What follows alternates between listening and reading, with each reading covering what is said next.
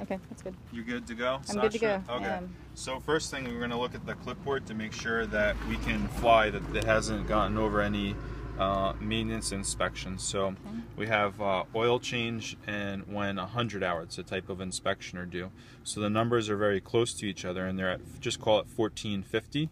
So then we'll look at this meter over here, and it says 1405. So we could fly the airplane for almost 50 hours before we have to undergo maintenance. So we're okay with the maintenance inspections. And then I also want to check the meter so we can figure out how long we're going to end up flying. So I want to confirm that the pilot's last number, it says 91.2, is over here on this meter. 91.2. Okay. 91.2. Gotcha. Yep. So then we can fly it. It'll keep track of the time, and we'll do about a half an hour flight. So that's how we know how long we've flown. And the pilot also wrote that he thought that the fuel was at 3/4 after his flight. So we actually have fuel gauges in this airplane, which are pretty reliable. And on the left side, it says 3/4 over there. It's kind of hard to see. But I think Yeah. And then there's another fuel gauge here, and if I peek in, it's at 3/4. Right. But we don't always want to just ensure the fuel gauges by the quantity, because sometimes the gauges aren't very reliable. Okay. So then what we can do is take a dipstick. Right. This is a dipstick, so it's like a straw in a drink. We can put it in the fuel tank, put our finger on the top and pull it out, and we'll see how many gallons of fuel that we have. Okay. So where's that? So we'll get to that in a sec. What I'm going to do is close the, actually make sure the switches are off so we can move the propeller and stuff without the engine running. The next thing we want to do is also take our fuel cup, because we want to take a fuel sample. So the fuel for different airplanes is in different locations. So our fuel tanks are actually in the wings.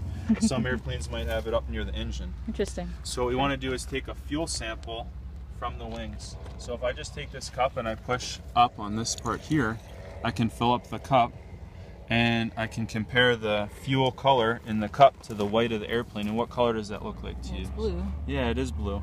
So that's the correct fuel grade, which is 100 octane leaded fuel. This is the type of fuel that I've used in all of the airplanes that I've flown. It's not jet fuel, that's different. So we want to just make sure that it's blue and it's the correct, then it's the correct fuel for the airplane. If there was water or debris, it would typically settle to the bottom.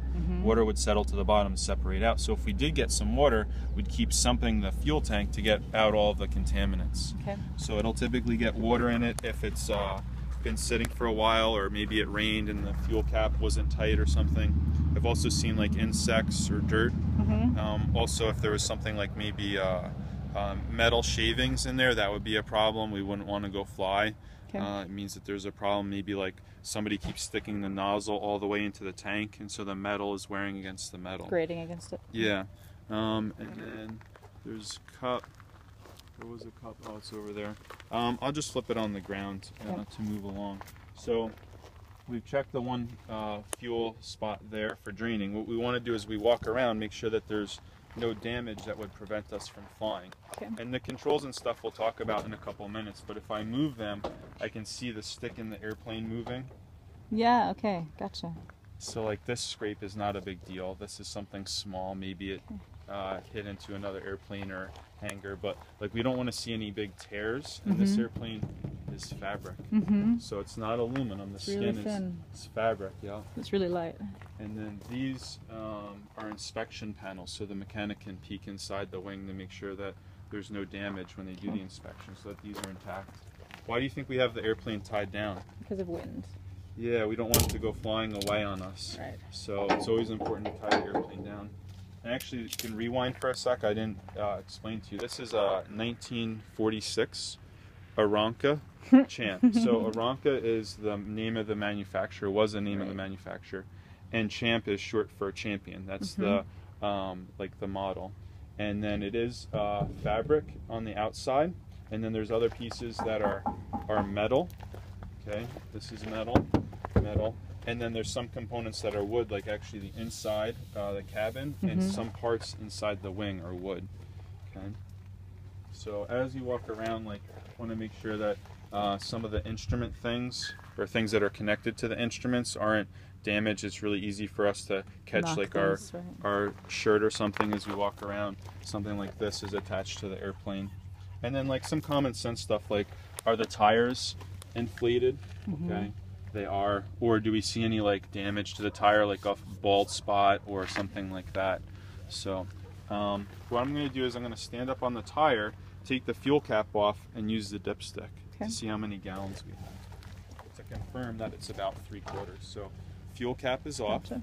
I'm going to take the dipstick and put it in, pull my finger on the top and pull it out, and it shows us here that it's about 10 gallons of fuel. Right. So the next important thing to know is how much fuel it's going to burn per hour. Right. This airplane has a 90 horsepower engine that burns about 5 gallons per hour. So if we have 10 gallons in this tank, we can fly for 2 hours. Right. And then we also have fuel over there, and so our flight we have enough fuel for a half-hour flight. So we'll go over this side, check the fuel, and then we'll come back to talk about the engine. And then just make sure you don't back up at all, because you got the other airplane taxiing in. Okay. And if you weren't holding your camera, I'd let you do this, but fuel cap's off, dipstick's in. 11 gallons. Okay. So another 2 hours of fuel in here. Okay. So each wing holds separate amounts. Correct. And Okay. but in this airplane, the fuel can slosh back and forth to either tank. Okay. Which is beneficial. It means one less thing for us to have to remember to switch fuel tanks in flight. Okay. And this airplane holds 26 gallons total. 26 total. So if it was completely full of fuel, we could fly it for conservatively like 3 to 4 hours and then still have some reserve. But it also depends on how much of a power